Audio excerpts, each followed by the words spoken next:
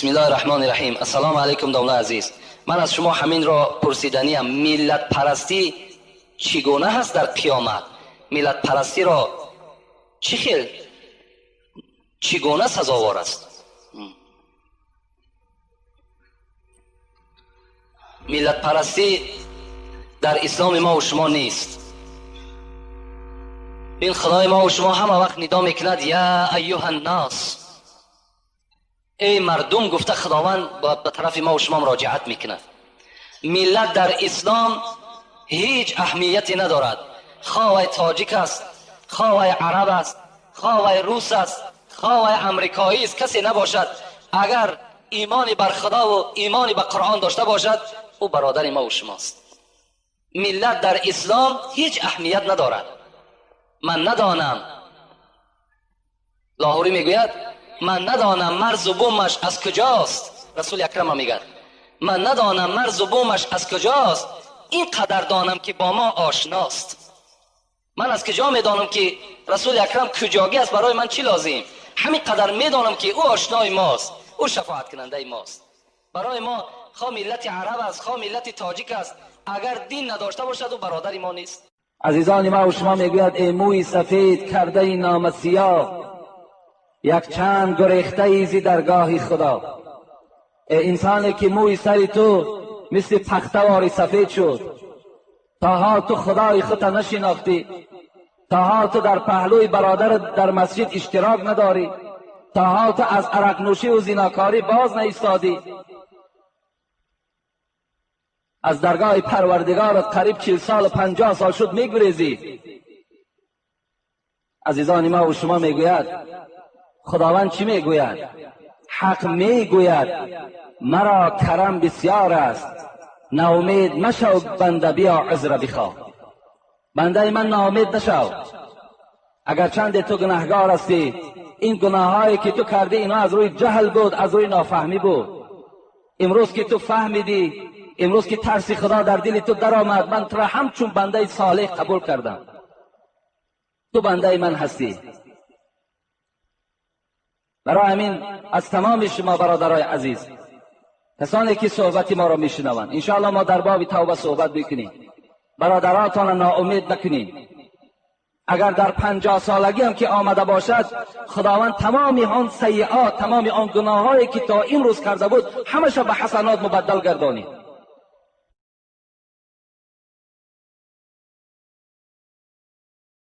اعوذ بالله من الشیطان الرجیم. بسم الله الرحمن الرحیم. وقل رب زدنی علما. در سوره طه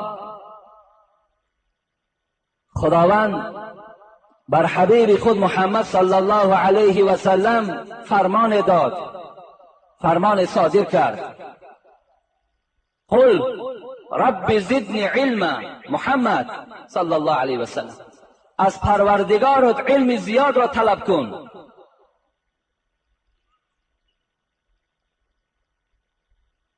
نصفی میگوید در تفسیرش بر پیغمبر خداوند زیاد بودن مال فرمان نداد که از من مال زیاد طلب کن. و پیغمبرش فرمان نداد که از من فرزند بسیار طلب کن، از من خانه های زیاد طلب کن، از من مرکب های زیاد طلب کن. بلکه خداوند به پیغمبرش فقط امر کرد که از من علم زیاد را طلب کن.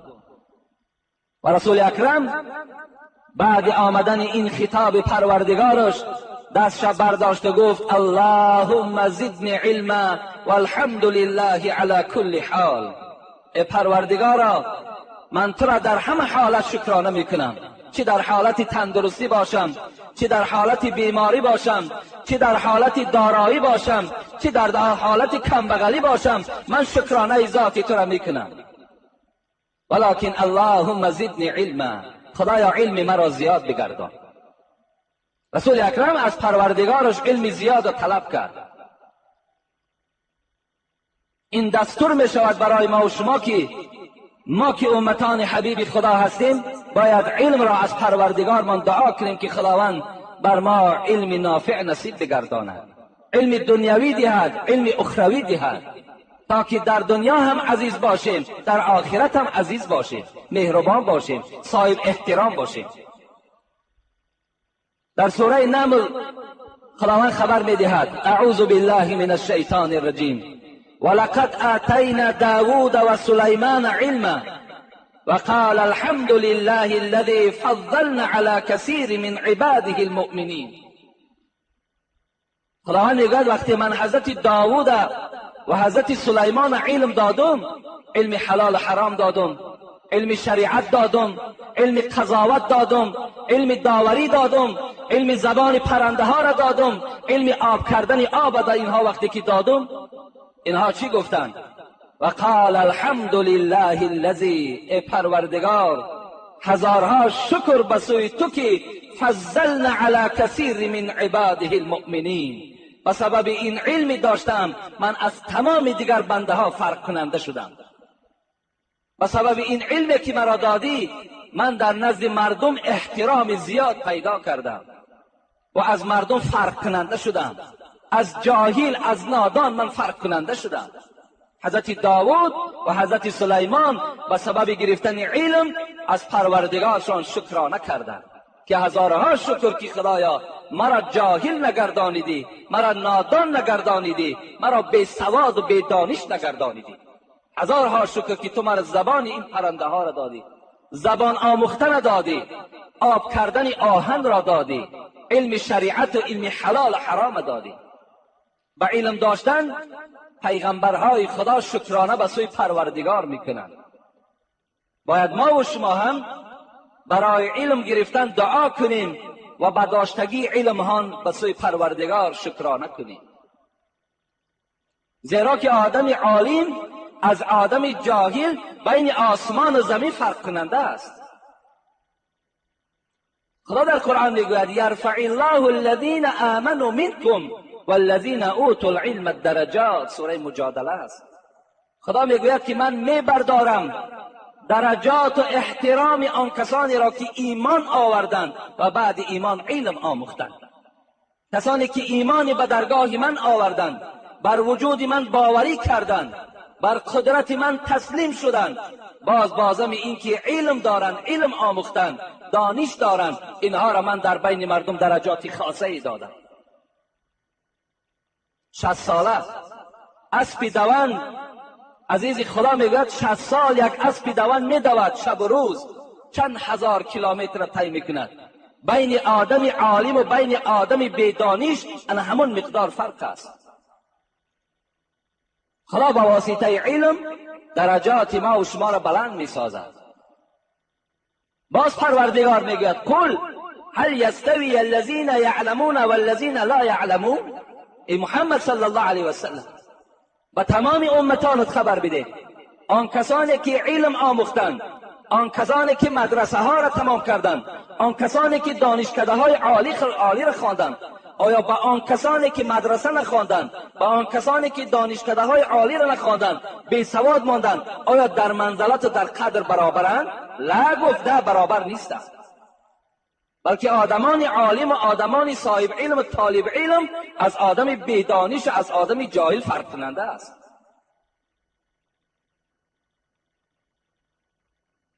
زدانش بود مرد را افتخار.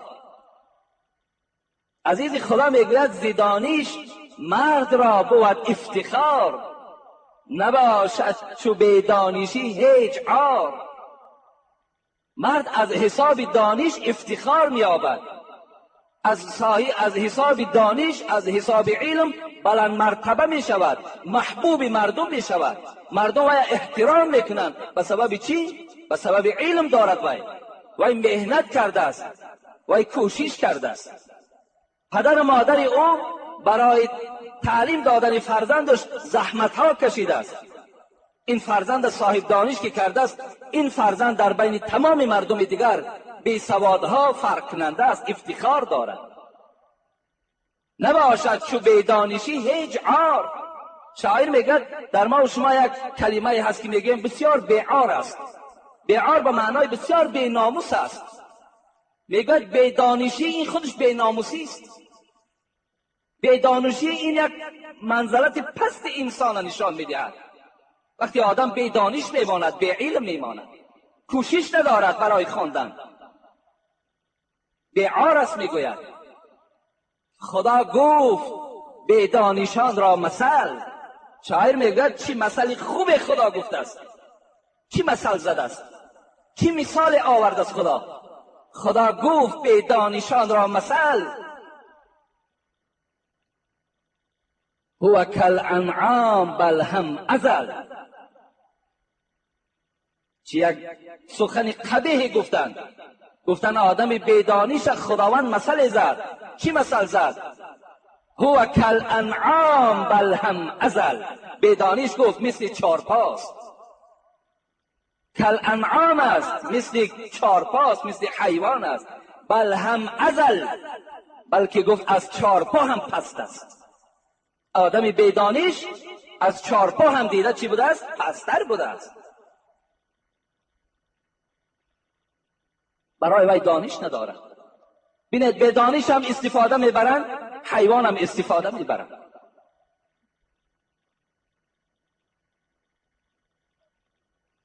چنین گفت آن دانای شیرین مقال. چنین گفت آن دانای شیرین مقال که به دانش انسان نیابد کمال. عزیزان ما و شما چه تربیه خوبی کردن، چه پند و نصیحت بهترین برای ما و شما خبر دادن تا که ما و شما بی دانش نشویم، تا که ما و شما بی سواد نمانیم. گفتن اگر کمال میخواهی، آبرو میخواهی، احترام میخواهی که در حق تمام جمعیت دعا کنن، دانش آموز، با دانش شو، با علم شو، تا که تو از زمره آن کسانی شوی که دانا باشی، با علم باشی، تا که در دینت و در جمعیتت فایده آور باشی. افلاطون چی میگوید؟ گفت افلاطون دانا وقتی مردن، افلاطون که در زمان خودش یکی از باسوادها و عالمهای زمان خودش بود، گفت افلاطون دانا وقتی مردن، حیف دانا مردن و صد حیف نادان زیستن. هزارها حیف که آدم عالم میبرد، هزارها حیف که آدم با علم از دنیا میگذرد، لیکن افسوس که آدم بی علم زندگی میکند. یعنی برای آدم بی علم حتی افلاطون گفت که حیات درست نیست زندگیش. آدمی که علم نداشته باشد، آدم دانش نداشته باشد، حتی زندگیش غلط است. گفت تصور کنید ما و شما از خدا زمانی میترسیم. خدا در قرآن میگوید انما یخشی الله من عباده العلماء. از خدا کیها میترسند؟ کسانی که علم دارند، کسانی که عالم هستند، اونها از خدا میترسند. در عصر علم نباشد، فهمیش نباشد، از کجا خدا را میشناسی؟ اگر از خدا هم بترسی، مثل عالم ها نمیترسی، مثل دانشمند ها نمیترسی.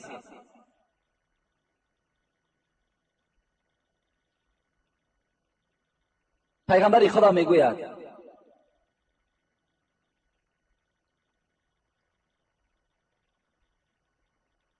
من خرج فی طلب العلم كان فی سبیل الله حتى یرجع. هر کسی که اگر از برای طلب کردن علم بیرون از خانه می شود، صنف 10 تمام کردیم، صنف 11 را تمام کردیم، با دعای نیک پدر و مادر از خانه بیرون می شویم. به مقصد چی؟ به مقصدی که پدر من می روم در مدرسه های اسلامی تعلیم می گیرم، حفظ قرآن می کنم، حفظ احادیث پیغمبر را می کنم، یا با دعای نیک پدر و مادر از خانه بیرون می شوی. کجا می روی؟ اونیورسیته می روم. کجا می روی؟ دانشکده های عالی می روم، تکنیکوم ها می روم، مدینستود می روم، برای خواندن، برای علم آموختن، برای در مردم مسلمان خدمت کردن. چی یک فضیلت کلانی هست. پیغمبر میگه کان فی سبیل الله حتی یرجع. ببین 5 سال مدرسه را تو میخوانی، 5 سال تو دانشکده های عالیه که نام گرفتم اونها را تو میخوانی، کان فی سبیل الله. پیغمبر گفت تو تصور کن که تو جهاد در راه خدا کرده ایستاده ای، تو در راه پروردگارت هستی. حتی یرجع، تا وقتی که دیپلم در دستت میدهند و با تو دعای نیک از او جانب میشود و میگوید رو به مردمت خدمت کن. تا 5 سال تو در راه پروردگار بودی، تو در راه خدا بودی. چی نیکبخت است آن پدر و آن مادر وقتی فرزند خدا تربیه خوب میکند و بعد انجام دادن مکتب با همراهی او رهسپار می شود برای داخل شدن در کدام چی علمهای اسلامی باشد چی علمهای دنیوی باشد. دست فرزند میگیرد برای که این جامعه را آباد کند، این تاجیکستان باز با شکوه گرداند، باز با آبرو گرداند، باز در اینجا یک متخصص نو پیدا شود. برای این وقتی که با فرزند خود از خانه بیرون می شود خوش به حال شد که این وظیفه هر یک پدر و مادر است. سعدی بزرگوار میگوید بیامرز پرورده را دست و رنج. این پرورده، این نعمتی که در خانه خدا داده، این چی نعمت قیمت است. این وقتی خدا که بی درد بی غش و بی غیل وقتی که بوایکی رسانید، بیامرز پرورده را دست و رنج. اگر چی دست داری چو قارون بگنج. اگر مثل قارون اگر تو دولت داشته باشی، مال داشته باشی، فرزندت برده در یک مکتب بخوانان، فرزندت برده کسب آموزان، فرزندت متخصص بگردان.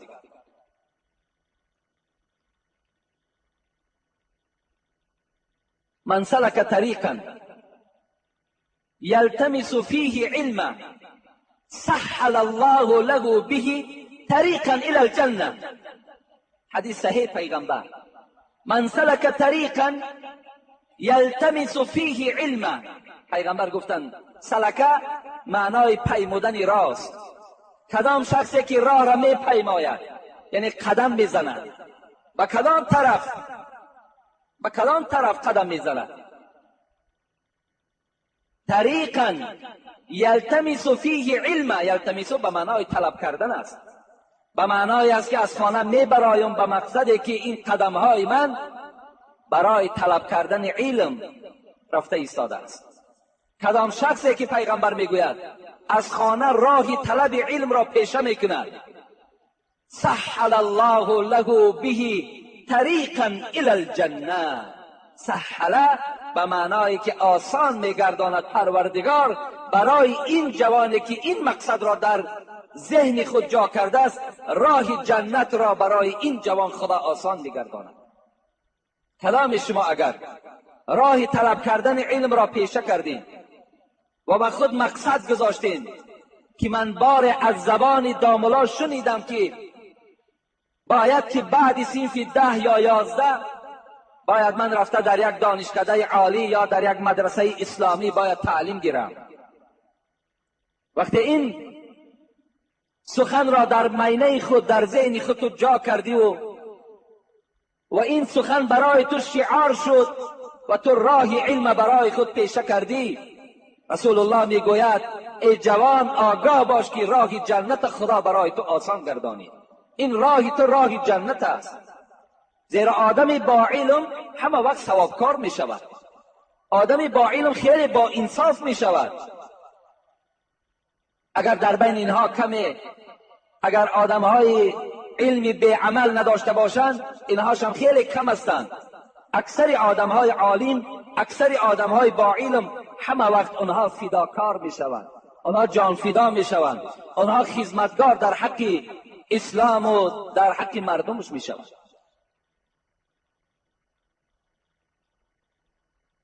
این از توصیه پیغمبر ما و شما، این از توصیه عزیزان ما و شما برای کسانی که باید که علم بیاموزند. پیغمبر خدا میگوید من اتا علی یوم لا ازداد فیه علما یقربون الله فلا بورک لی فی طلوع شمس ذلک الیوم. گفت اگر از من روز سپری شود، یک روز از من گذرد، من در همان روز علم زائد حاصل نکنم، یعنی یک علم نو را اگر از خود نکنم، پیغمبر خدا گفتند فلا بورک لی فی طلوع شمس ذلک الیوم، آن روز برای من روزی با برکات نیست، آن روز برای من روزی سعادتم نیست، روز خوشبختی نیست که اگر در همان روزی که برای من یک علم نو آموخته نشود، یک علم نو کشفیات نشود، برای من گفت آن روز روزی مبارک نیست. و جوانای عزیز، شما هم این شعار پیغمبر را در خودتان جای کنید. هر روزی که شما اگر یک درس نو، یک پیشروی نو، یک کشفیات نو اگر در علم شما پیدا نشود، شما هم تصور کنید که آن روز برای شما روزی سعادت نیست، روزی با برکات نیست. تاجیکان ما و شما چه دانشمندهای بزرگی داشتند. امروزها میشنوی حیرت میمانی، گویا علم دنیوی برای مسلمان لازم نباشد. اینش علم حکومتی میگویند یا اینش علم کافری میگویند، اینش علم اسلامی میگویند، حالانکه هر دو علم علم خداست. علم دنیاش هم علم خداست، علم اسلامیش هم علم خداست. از حساب همین پسماندگی ها ما بودیم که تمام آن درها و سخنهای بهترین مانه از قرآن دشمنهای اسلام گرفتن، از نام خودشان استفاده میبرند، در جهان نام خودشان بلند کردن. ما مسلمان ها گشتیم علم کافری است، علم حکومتی است. پلانتل های همه مملکت ها یک شوید، این شعار قرآن است، واعتصموا بحبل الله جمیعا ولا تفرقوا. این خدا میگوید، لیلی نمیگوید.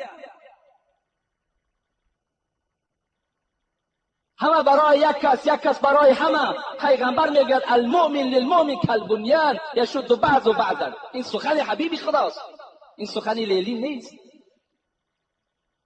خوانید باز خوانید، سخن قرآن است. اقرا باسم ربک الذی خلق، سخن لیلی نیست. گرفتن استفاده میبرند مسلمان ها را از علم ما، افتخار خودشان در روی دنیا بلند میکنند. ما مسلمان ها چیکار کردیم؟ ما مسلمان ها حتی در طلب علم نیستیم. ما مسلمان ها فقط مال جمع میکنیم.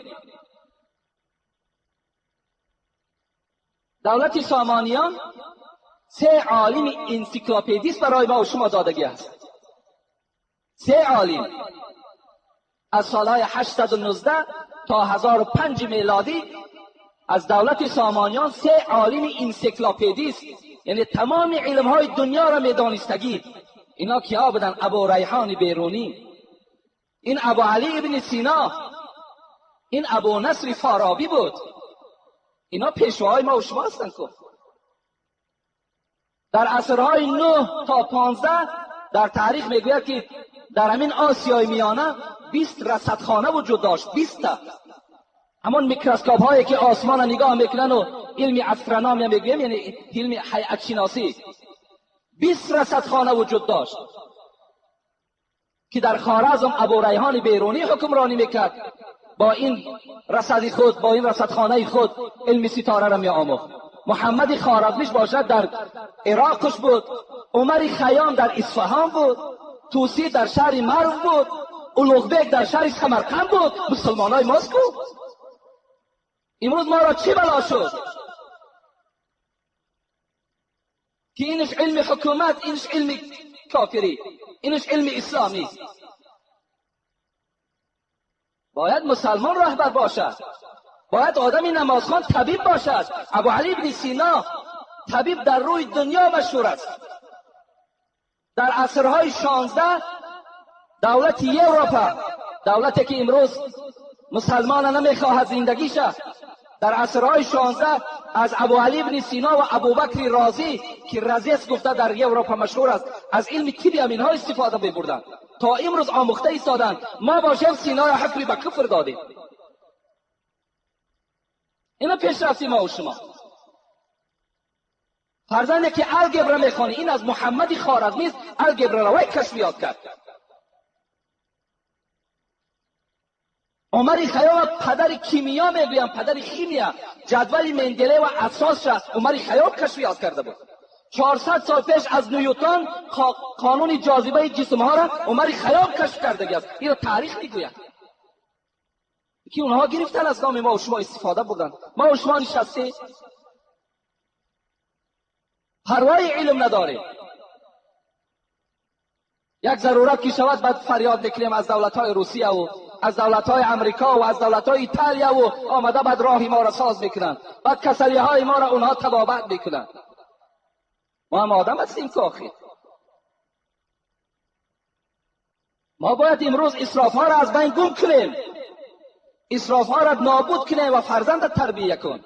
فرزند بر شرق شناس بخوانان، پرکرار بخوانان، میلیسه بخوانان، KGB بخوانان، طبیبش کن، راهسازش کن، علم رستنی ها را بیاموزش، تا که امروز تاجیکستان ما را همین تاجیکی ما و شما آباد کنه داخل. جوانایی که در این مسجد اشتراک داریم، من شخصا از شما در حالت راضی می شوم که اگر شما دانشکده های عالی خوانید، شما اگر اونیورسیته ها را خوانید و مرا در وقتی راه وقت سلام میدهین، من از شما پرسم کجا میخوانین، من مدینستون میخوانم، من در حق تو شب و روز والله که دعا میکنم. زیرا برای ما شما خیلی لازم هستید، برای فرزندای ما لازم هستید.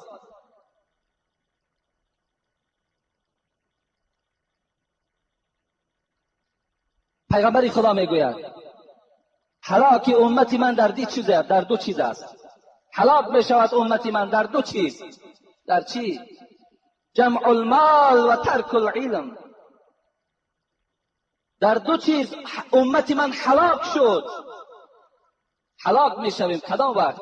وقتی علم را ترک میکنیم و مال جمع میکنیم، مال جمع میکنیم، دنیا جمع میکنیم. این حالت در ما و شما هلاک میشویم. گفتن حبیب خدا حضرت ابو سعید خدری میگوید، حدیث صحیح است، جلس رسول الله صلی الله علیه و سلم علی المنبر، انا منبر نشستم پیغمبر، و جلسنا حوله، ما که اصحاب او بودیم، ما که جان فدا بودیم، ما که گوش کننده این معلمان بودیم، در اطرافش جمع شدیم. فقال ان مما اخاف علیکم من بعد ما یفتح علیکم من زهرة الدنیا و زینتها. حبیب خدا که با علم کرامات خود، معجزه خود چی گفتن؟ گفتن ای دوستان من، گفتن زمانی می شود که شما به پیغمبر میمانید، من از بین شما میروم، حیات بر من ابدی نیست، لیکن از شما در یک کارتان خیلی میترسم، در یک عمل شما ای امتان من بسیار من ترسننده هستم. اصحاب گفتن از چی میترسی ای پیغمبری خدا؟ ما نماز میخوانیم، زکات میدهیم، روزه میگیریم، نماز 5 وقت در مسجد میخوانیم، از چی میترسی؟ رسول اکرم گفتن ما یفتح علیکم من زهرة الدنیا و زینتها. این دروازه های سرسبز و خرم دنیا، این شیرینی مال، این شیرینی پول، این شیرینی طلا در دل شما جای میگیرد و شما از علم پروردگار و از یاد خدا دور میشوید. مال شما را گو هلاک میکند. مال داشتن گناه نیست، لیکن عشق به مال بستن امروز برادرای ما را نمیگذارد که جمعه خواند. برادرایی که مال دارند، این مال داشتن شرف نیست، این اسباب انجام خانه بهتر داشتن این شرف نیست. ان الله یعطی المال من یحب و من لا یحب.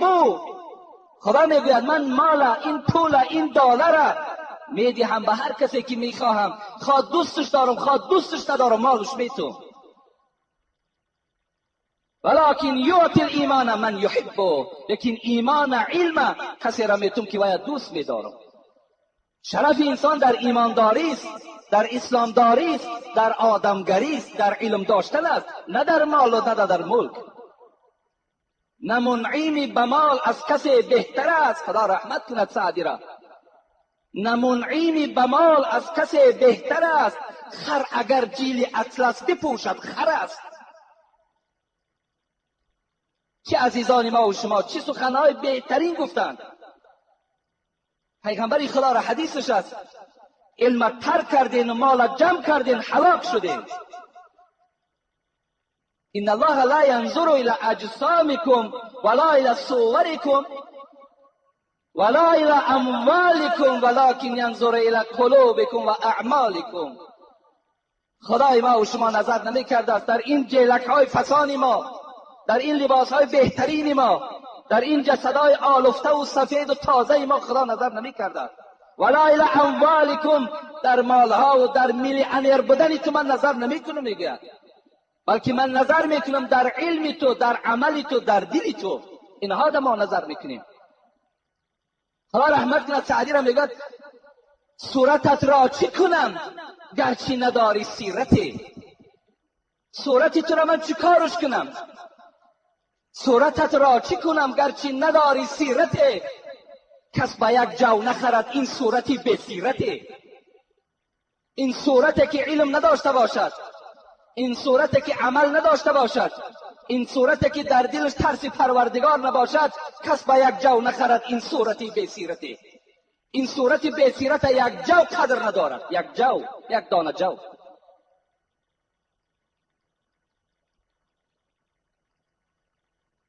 باید ما و شما امروز علم را از بالای مال دانیم. رسول اکرم گفتند تعیس عبد الدینار و درهم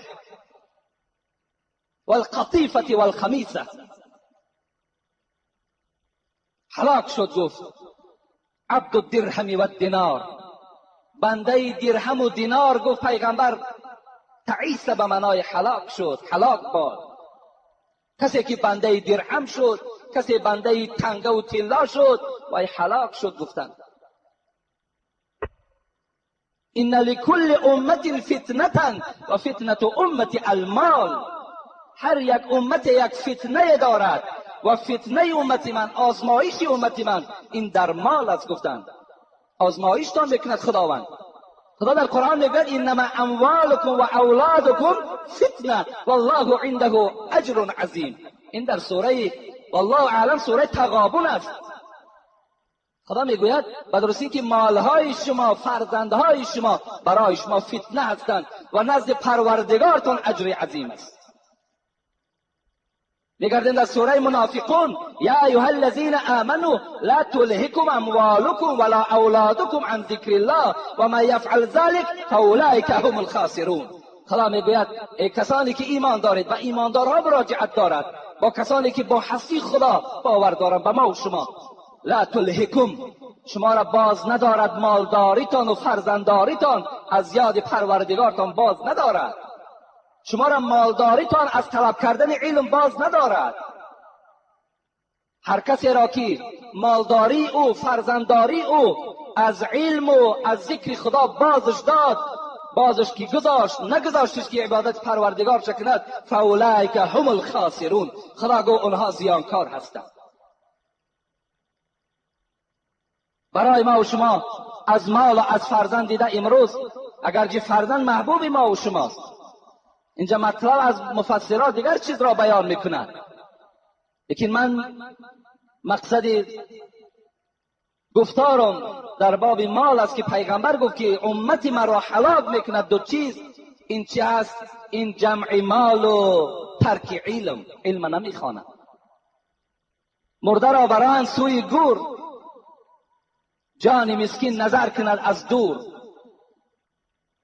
اون جسدی که از ما و شما را در قبر گذاشتن، قد این جان از بالای قبر نظر میکرده است. این جانی که چند سال در وجود ما بود چی میگفته است؟ می نگفته است ای بدکش، هم به من ساختی و هم برخیش.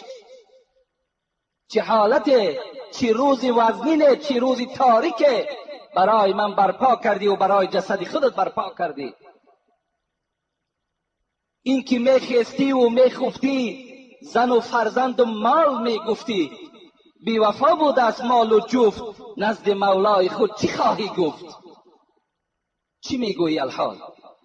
سحر که از خوابت بیدار میشیدی در فکر تعلیم فرزندت نبود. بار تو دفتری فرزند تفتیش هم نکردی، بار روزنامه و نظرم کردگی نیستی کلی بچه من چند میگیرد، بار از معلمی او پرسان نکردی اخلاق فرزند من در مکتب چگونه است،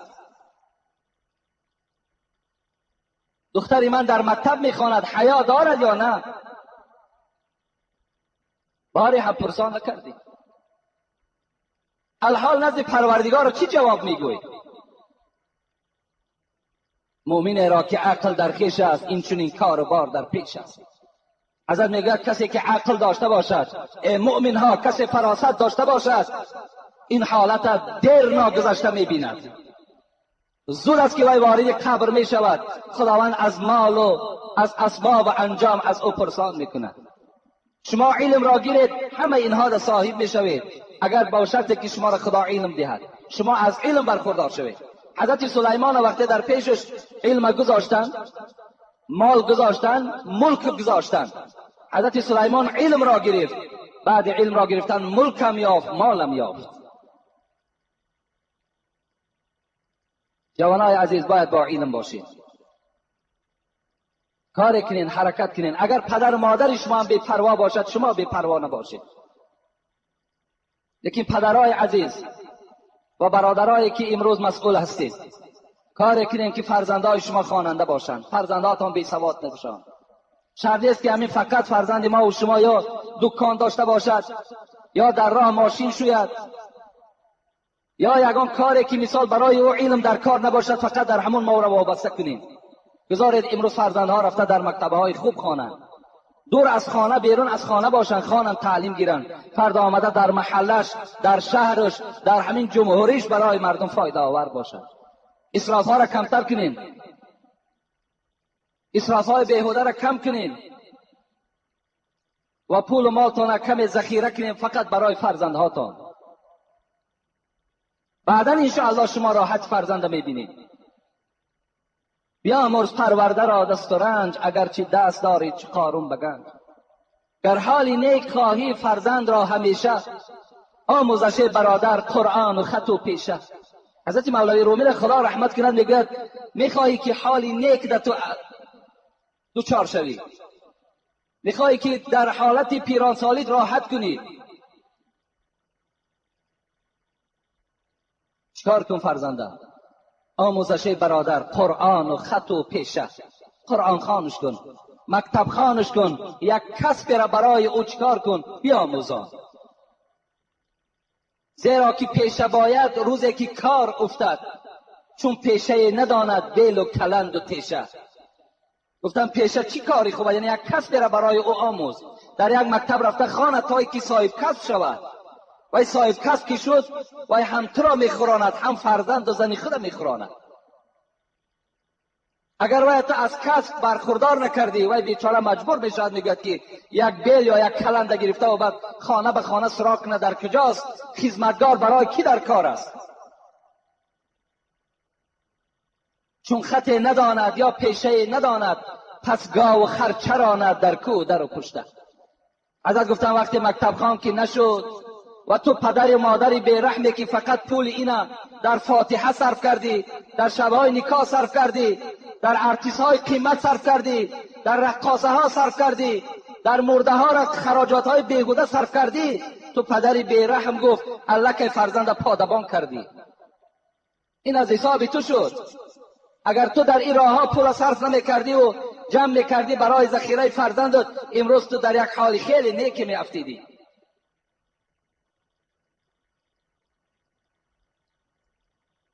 درباره علم افضل است یا مال، اینجا یک قصه هست در این کتاب حدیث عصفوری. شاید وقتی ما اگر تنگی کند یعنی علم افضل است یا مال،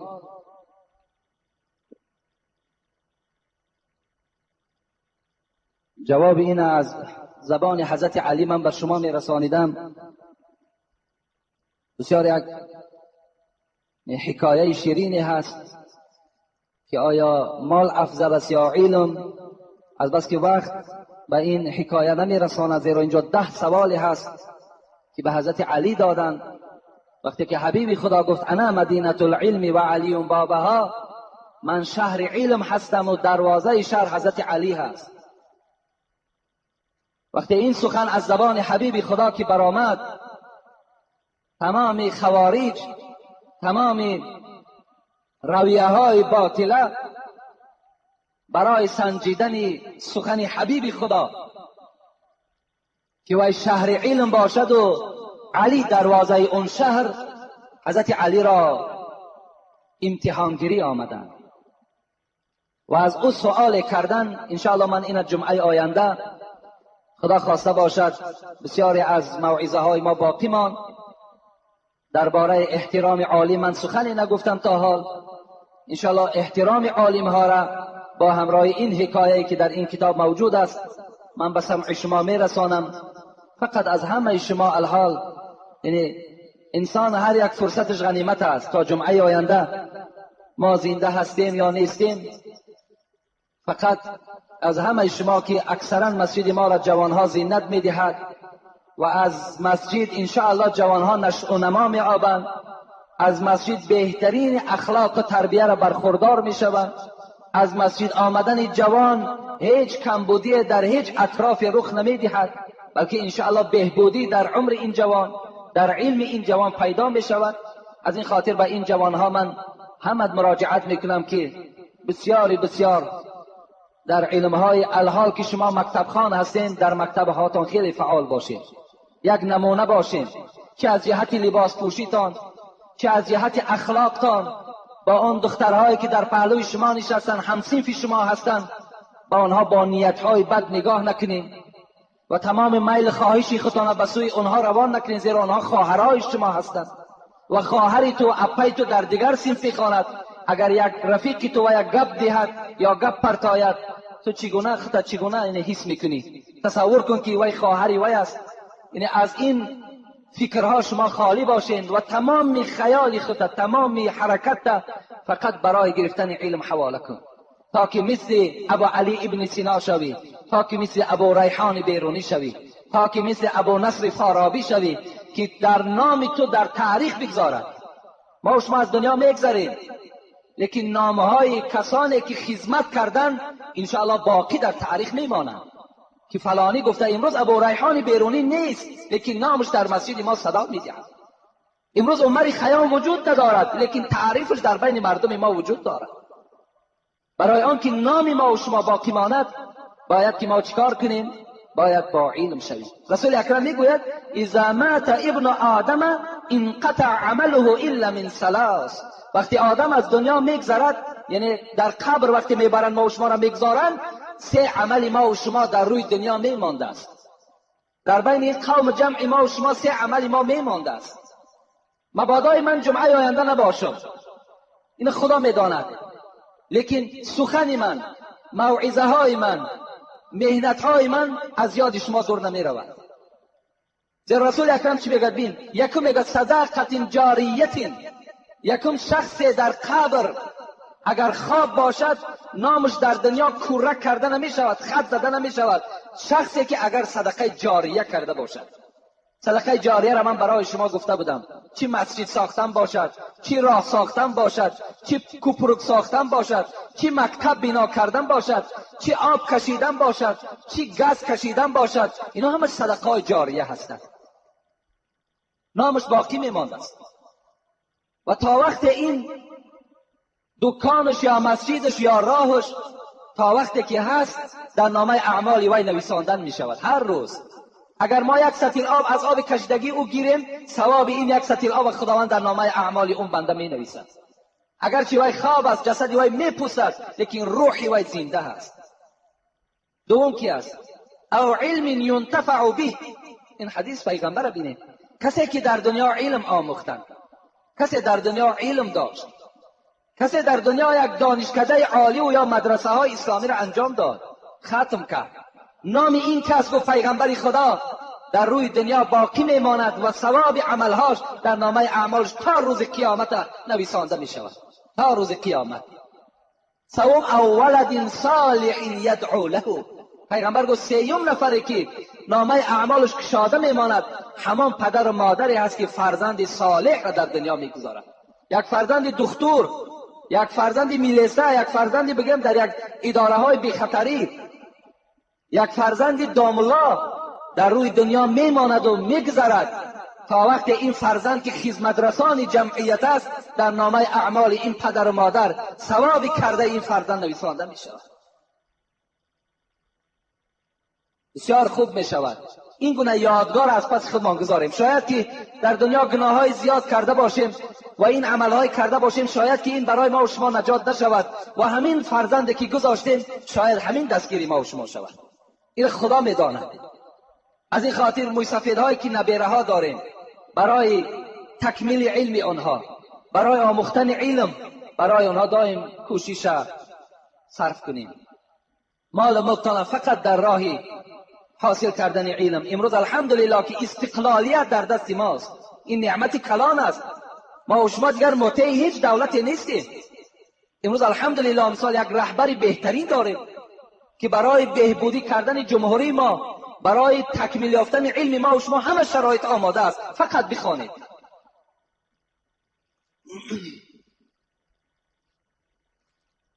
و آخر دعوانا ان الحمد لله رب العالمین.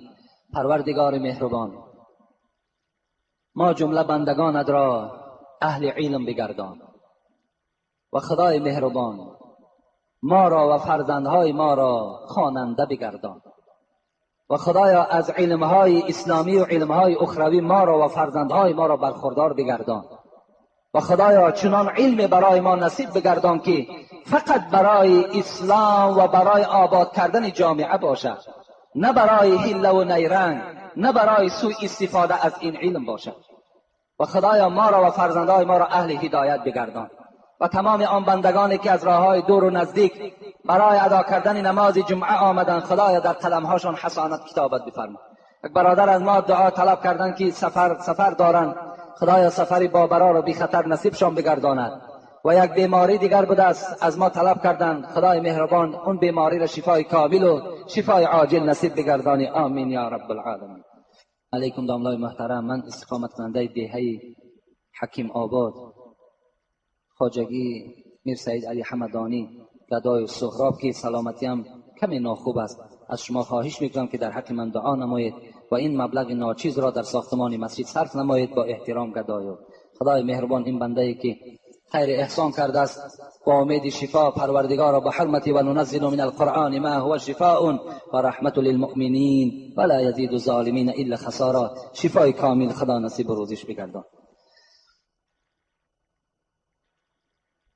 اینجا برادرایی که یاردم ها کردن، برادرمان عبدالغفار در بازار هستند گوش فروش، برادرمان علی جان، بابای حاجی ولیمت،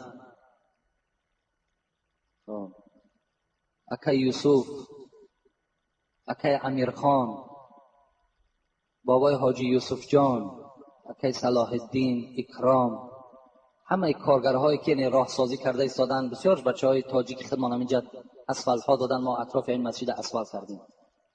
برادر حاجی نعمت، حاجی ارگش، فرزندشون الحال باز از ما دعا طلب کردن و استا غیرت. اینا کسانی هستند که سهم گذاری کردن در مسجد، خدمت ها کردن در همین آبادی مسجد. و از تمام اون برادرایی که امروز شرایط داشته باشین از یاردم دور نباشین، یعنی همه کمک کنین. انشاءالله همین آبادی هم مسجد است، هم آبادی شهر ما و شماست. ما و شما به نزدیکی 2700 سالگی کلاه و جشن میگیریم. ماهای به شمار مانده است. 12 ماه آبادانی رئیس جمهور اعلام کردگیان. این هم در یکی از آن ساختمان ها داخل می شود. هم این طرف فایده دارد، هم در طرفی که مثال ما و شما از برف و از باران نجات می یابیم. بسیار نیک می شود. یک صدقه جاریه در حق جان شما می شود. از یاردم دور نباشین. امروز ما احتیاج به کمک داریم. برای همه کسا دستگیری کنین. انشاءالله این ساختمان هم در این پهلو می شود، هم در این پهلو می شود. قریب برای 4-5 هزار نفر آدم جای تیار کرده می شود.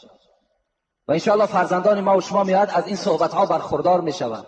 یعنی فایده ما و شماست. هم فایده دنیوی دارد، هم فایده اخروی دارد. خداوند جمله این بندگانی که الحال نام اونها خوانده شد. خدای در نامه اعمالشان ثواب این نیکی هاشان، ثواب این حسنات و صدقاتشان کتابت کنی و هر مرادهایی که دارن خدا با فضل خودت حاصل بگردانی. آمین یا رب العالمین. برادرانی که در این مسجد سهم گذار هستند و این مسجد برای ما و شما